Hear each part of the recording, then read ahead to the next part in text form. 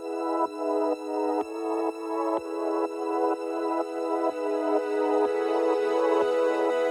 week, as the heat wave was kind of starting to wind down, there was one morning where I was walking my kids to school, and I looked up at the sky, and there should be a picture coming out to show what I saw. But it was, this scene in the sky that I saw was a combination of, the sun that has been beating down on us mercilessly. It was a combination of smoke from wildfires, and then it was also the clouds that were forming that were going to be bringing some rain to us. And so it gave me pause as I was walking my kids to school, and I just kind of took in the beauty of that, while at the same time feeling the tension of the fact that that creation is groaning. There is a difficult reality behind the beauty that I saw there, right? The wildfires, the extreme heat, tropical storms. But I just kind of sat in the tension of that. And, as I went throughout the week, there were other areas where I was kind of feeling that same tension. Queen Elizabeth II died this week, and I was seeing on my social media feed, there were some people that were grieving the death, the end of this life, the end of a long reign, and then there were other people that were grieving the colonization and oppression that has come as a result of the British Empire. And I sat with that tension. And I think even today, it's September 11th, and we remember 21 years ago. We remember that day. We remember the lives that were lost in these terrorist attacks. And we grieve that, while at the same time we grieve the lives that have been lost in the war on terror since, in the ways that people who are Muslim or Sikh or of Middle Eastern descent have been harassed and oppressed as a result of that. So the reality is that we live in a world of tension. And oftentimes we want to run away from that tension, or maybe we want to cling tightly to one side of the tension and disregard the other. But I truly believe that God meets us in the tension, that He Himself has entered into the tension, and He invites us to engage tension as well, to sit in it, to wrestle through it with Him. And that is what peacemaking is about. And so as we begin this new peacemaking series, we hold the tensions in our world, the tensions within us, the tension in our relationships, and trusting that God is doing the work of restoration and reconciliation, and He invites us into it. And so with that in mind, we start this new peacemaking series. And as Jay said, this is the third year that we've done this. And each year our series is a little bit different. The last 2 years, in 2020 and 2021, we really kind of gave a foundation for the theology of peacemaking, and explained how we see peacemaking throughout the biblical narrative, why we believe that God calls us to be peacemakers, to join in the work of restoration that He's doing.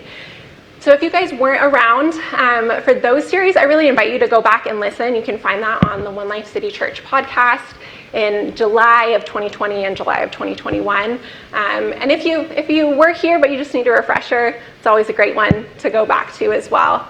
But this year it's going to be a little bit different, where it's not, we've already kind of set that foundation, and now I wanted it to really give some practical examples of what it looks like. And so this isn't going to be as scripture heavy in this series, but what it is, it's really embodied theology. We have studied the scriptures about peacemaking. We have tried to live it out, and so we're trying to give a picture of what that can look like and show a lot of different opportunities, because the reality is it's going to look a little different for each one of us. And so we're going to have, this week and the next couple of weeks, we're going to have a shorter sermon from somebody in our community, a peacemaker in our community, who has been trying to live out their role as a peacemaker, and just kind of sharing a bit from their experience, what they've learned, what's on their heart to share with you. I left it really open for our team to kind of come with what they have to share with you. And then at the end of that, we're going to highlight some community partner or some peacemaker, kind of give it some more practical examples of what it can look like and some invitations to invite you guys into. And my hope for this is not that you guys sit here and listen throughout the next few weeks and feel like you have to respond to every opportunity, or you have to engage in peacemaking in the same way as the people that are up here. But what I want is for you to listen and to reflect, to see where it is that the Spirit's leading you, whether that is joining into a new opportunity, one of the invitations that we offer, or whether it's just kind of sitting and reflecting on where can I engage in my context that I'm already in right now. And so I wanted to start off with a definition of peacemaking, so that we're all kind of on the same page with that, because I think there's a lot of different things that come to mind when people think about peacemaking and when they talk about it. And the reality is that peacemaking seems like very big and lofty.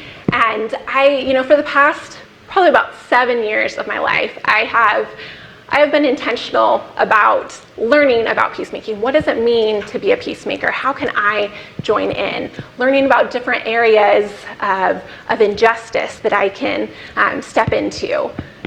Not step into the injustice, step into the advocacy or restoration part of that. And even in that, it's often hard for me to kind of define peacemaking, to give a clear definition. And so it was a little bit of a discipline for me as I was sitting and working on this to actually give some clear language to it. So this is the definition of peacemaking that we're coming in with. Peacemaking really is partnering with God in the work of restoration by giving of ourselves for the flourishing of all creation.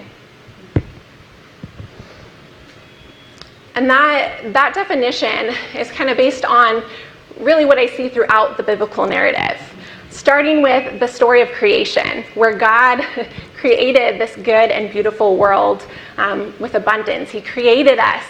He was creating shalom in the beginning, this completeness where there is loving and mutual relationship between people and between people and God, where we work together with God. We get to co-create with God to bring about his goodness and beauty, to work towards the flourishing of each other and all of God's creation.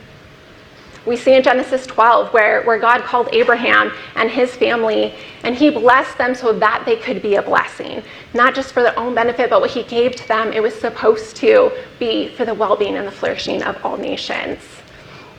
We see in Luke 4, when Jesus comes on the scene and he introduces his ministry, and the way he introduces it, he's quoting Isaiah 61, and he says, "I have come to share good news with the poor. I have come to set the captives free. I have come to give sight to the blind." He came preaching a gospel of justice. We see it in Ephesians 2, where Paul explains the gospel in this way, that Jesus reconciled us to himself, and he also reconciled us to each other, that he tore down the dividing wall of hostility to create one new humanity out of the two groups.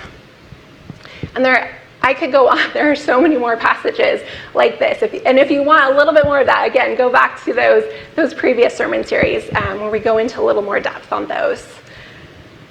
But this is why we talk so much about peacemaking. This is why we value it. And the reality is that peacemaking can look like a lot of different things. Sometimes it looks like repairing relationships that are broken.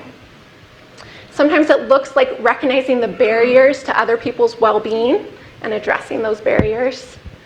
Sometimes it looks like allowing God to heal the wounds in our own hearts. It can look a lot of different ways, but I want for us to really walk away from this series owning our identity as a peacemaker. To know that we are each called to be a peacemaker. And as passionate as I am about peacemaking, I didn't always consider myself a peacemaker. It wasn't until, probably like I said, about 7 years ago, I got involved with an organization called Global Immersion, which does training for everyday peacemaking. And as I heard them start to talk about what that means, I realized that in the role that I was in at Solidarity at the time. I was working for Solidarity, this nonprofit that's been mentioned. We're going to talk more about it at the end of service.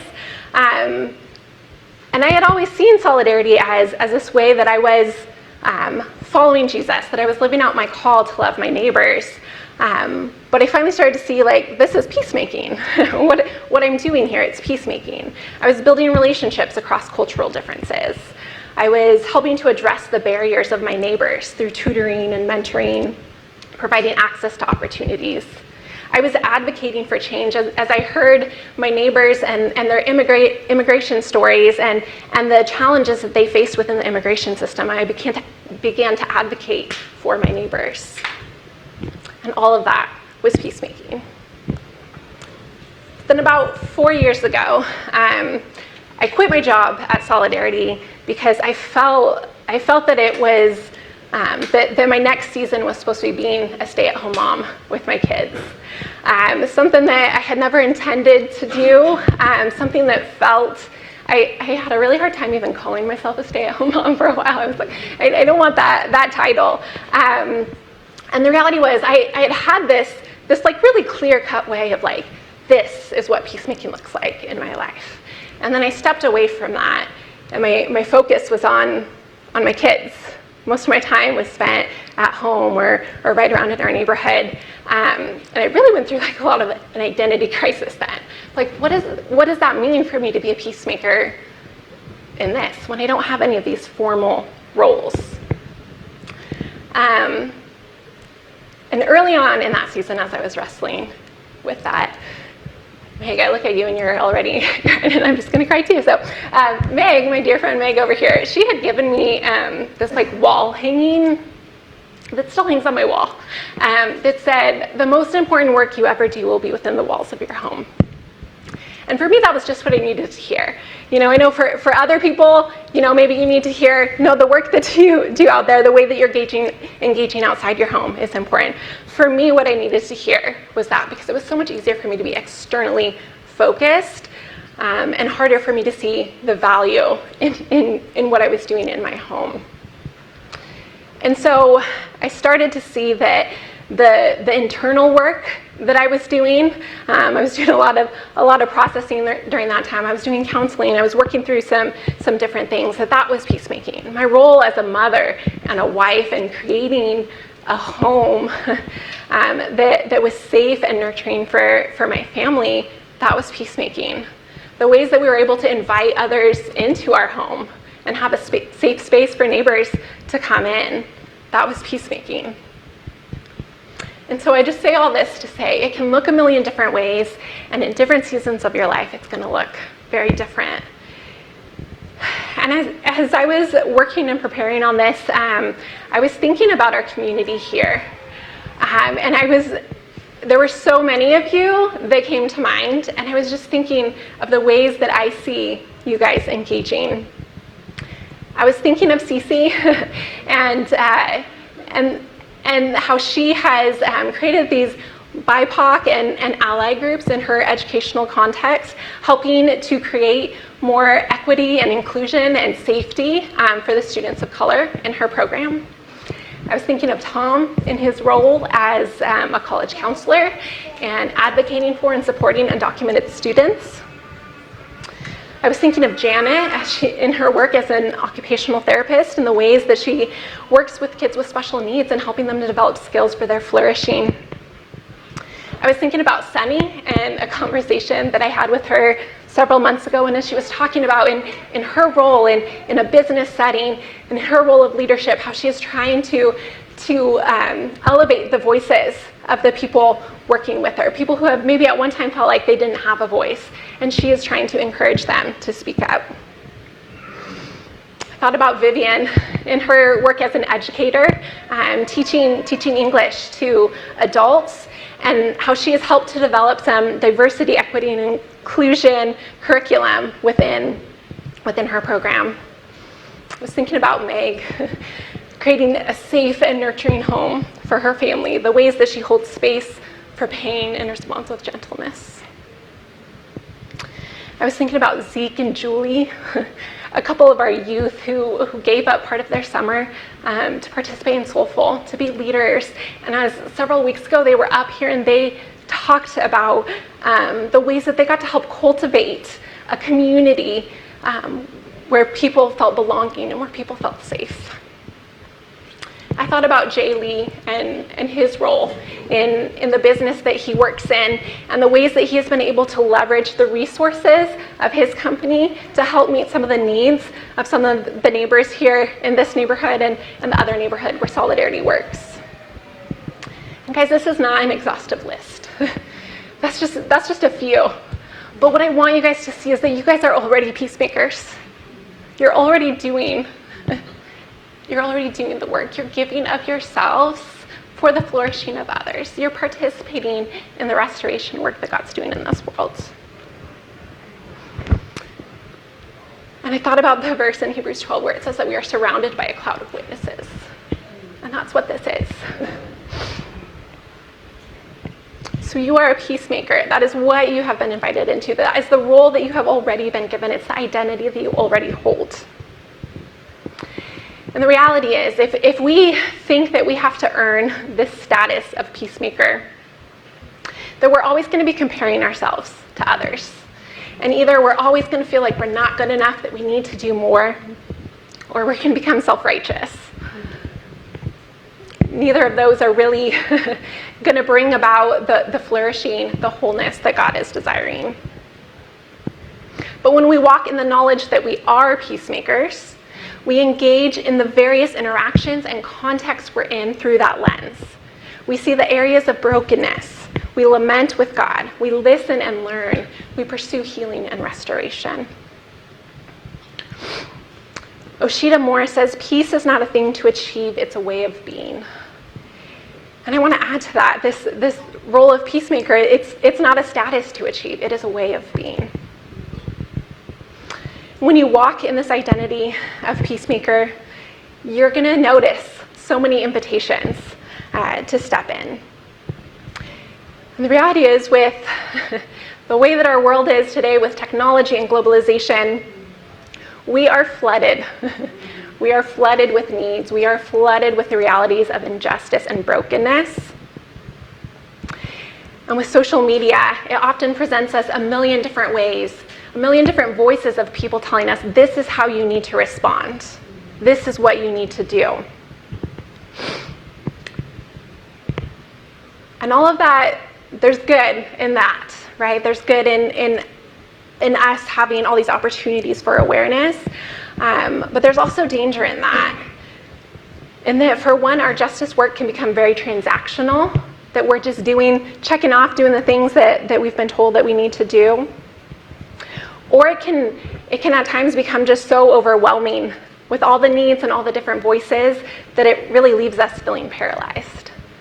And I know that I've experienced that myself. You know, I think even just over 2020, all the different things that were going on, there was this greater awareness of the racial injustice in our country, and obviously we had the pandemic and different responses to that, and so many things, just so many crises around the world that were coming up, and I know that so often I just got so fixated, like I need to know all the things that are going on. I need to figure out how to respond. And that either just like created so much anxiety and I'm like doing all these things and there's not really peace to it, to the peacemaking that I'm trying to do, or it would just leave me feeling paralyzed. Like it's too much, it's all too much. I think too, even, a lot of you know this cohort that I just recently finished up. I was part of a cohort of leaders involved in reconciliation work over about 4 or 5 months, and it was an incredible time. So much goodness in that. Well, at the same time, there was a lot of content that we were being fed, and I'm hearing about all these different areas of reconciliation. I'm in conversations with people doing incredible work all over the world. And one thing that I noticed throughout the time was that this anxiety kept rising up in me, because I'm like, well, I'm not doing that, and I'm not doing that, and this person's doing this incredible work. I'm not doing that, so can I really even call myself a peacemaker? And so I had to work through that. And I think that that's part of the process. As we engage in peacemaking, there's going to be things that stir up inside of us. And that's not a mistake. That's not a hindrance. But that's part of what it is. As we engage in peacemaking externally, there's also this internal process going on, and the two influence one another. But if peacemaking is a way of being, we will not try to manufacture peace in order to prove ourselves, but we will be open and attentive to the invitations of peacemaking that we encounter as we go about our lives. That might look like as you get to know someone from a different background and you learn about the barriers that they're facing, that you'll want to learn more. You'll want to accompany them and advocate for them. It might look like when you experience conflict in your relationships, that you'll take time to listen, to try to understand, to speak your truth, and to work together toward the common good. It might look like when you feel anxiety or anger stir in your heart, that you'll pay attention to that you'll listen to what those emotions are telling you. That you'll take time to sit in those emotions with God, and maybe with a therapist or a spiritual director or a friend, and seek healing from the wounds below the surface. But we are all called to be peacemakers. The way that it looks in our lives is going to be different for us depending on our giftings, our relationships, our contexts, our passions, our capacity. In 1 Corinthians 12, Paul talks about the diversity of the body, both the diversity and the unity, how the Spirit has given each person different gifts, and how we need each one of those. Together, we work together as the body of Christ. In 1 Corinthians 12, starting in verse 4, it says, "There are different kinds of gifts, but the same Spirit distributes them. There are different kinds of service, but the same Lord. There are different kinds of working, but in all of them and in everyone, it is the same God at work. Now to each one, the manifestation of the Spirit is given for the common good." Continuing on later in verse 21, it says, "The eye cannot say to the hand, 'I don't need you,' and the head cannot say to the feet, 'I don't need you.' On the contrary, those parts of the body that seem to be weaker are indispensable, and the parts that we think are less honorable, we treat with special honor. The parts that are unpresentable are treated with special modesty, while our presentable parts need no special treatment. But God has put the body together, giving greater honor to the parts that lacked it, so that there should be no division in the body, but that its parts should have equal concern for each other. If one part suffers, every part suffers with it. If one part is honored, every part rejoices with it. Now you are the body of Christ, and each one of you is a part of it." God has given us each these different giftings. And it's not just for our own benefit, and honestly, it's not just for the benefit of the church. It is for the benefit of the world. That God has designed each of us uniquely so that we can give out of who He's created us to be for the common good. That we would show equal concern for one another. That we suffer when others are suffering. That we rejoice when others are rejoicing. We are each created to partner with God and with each other in caring for all of creation and restoring the world to the shalom that God created in the very beginning. We each play a role that's aligned with who God created us to be. So we need the prophets who are calling out the injustice they see and calling us to a better way. We need the activists who are disrupting oppressive systems. We need the quiet and gentle spirits who are creating space for others to be seen and feel safe. We need the helpers who are giving of their time to deliver meals or tutor kids. We need the networkers who are connecting their resources to the needs. We need you, each one of you, to live out your role of peacemaker in the unique ways that God has created you, in the unique contexts and relationships that you find yourself in. And so as we end this portion and as we move into the rest of our series, I wanted to leave you guys just with some questions. Again, we're going to be throwing a lot of different opportunities and things at you. But I want you, as you hear these different things, I want you to really sit with the Spirit and really ask where the Spirit's leading you, how the Spirit wants you to engage in peacemaking in the context that you're in. And so we have a few reflection questions you can just think about, come back to throughout the series or anytime, really. But what are the areas in your life where you feel stuck? Maybe emotions or anxiety that keep surfacing, areas of tension, pain points, areas that God might want to do some healing and restoration in you. What are relationships in your life that are strained or broken? What area of injustice breaks your heart the most? What are the barriers that your friends and neighbors are experiencing? And this last one, especially if maybe the friends and neighbors that you're thinking of, if they all look and think a lot like you, what are the barriers separating you from others? So those are just things that we can continue to come back to and just see how the Spirit's prompting us. Would you guys pray with me?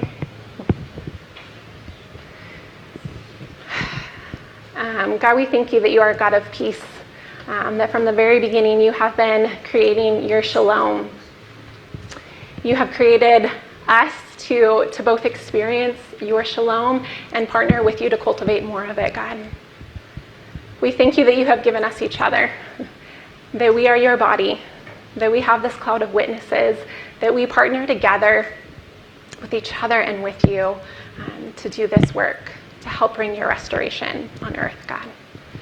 And I pray that you would speak to each one of us, that you would affirm our identity as peacemakers, that you would make us aware of the ways that we're already doing peacemaking in our lives, and that you would continue to invite us into new opportunities that you have for us, God. Thank you, God, for your love.